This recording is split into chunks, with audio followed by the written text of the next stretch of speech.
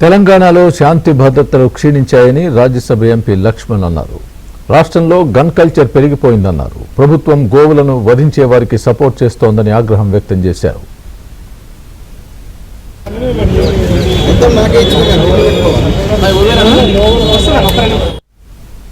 పోలీసులు హిందువుల మనోభావాలు దెబ్బతీసేలా పనిచేస్తున్నారని కేంద్ర మంత్రి బండి సంజయ్ అన్నారు. పోలీసులు తప్పుడు ప్రచారం బంద్ చేయాలన్నారు. గోరక్షకుడు ప్రశాంత్ సింగ్ ను సోనును కేంద్ర మంత్రి బండి సంజయ్, ఎంపీ లక్ష్మణ్, ఎమ్మెల్యే పాయల్ శంకర్ పరామర్శించారు. మరి ఆవులను హింసించి క్రూరంగా మరి చంపి ఒక పైశాచిక ఆనందం పొందేటువంటి వాళ్లకు కొమ్ము కాసే విధంగా ప్రభుత్వాలు వ్యవహరించడము,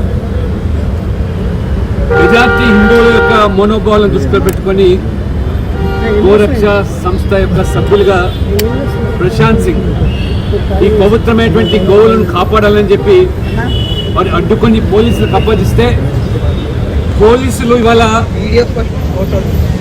హిందువుల యొక్క మనోభావాలకు రాజ్యాంగానికి లోబడి పనిచేయాల్సింది పోయి అటువంటి మరి దోసుకొని వాళ్ళు దోసుకున్నారు, వీళ్ళు దోసుకున్నారు. ఒకటి మళ్ళీ నేను హెచ్చరిస్తున్న ప్రభుత్వాన్ని తప్పుడు ప్రచారం పనిచేయండి. మీరు ప్రభుత్వం వెంటనే పోలీసు వాళ్ళు వాళ్ళ వ్యాఖ్యలను వెనక తీసుకోవాలి.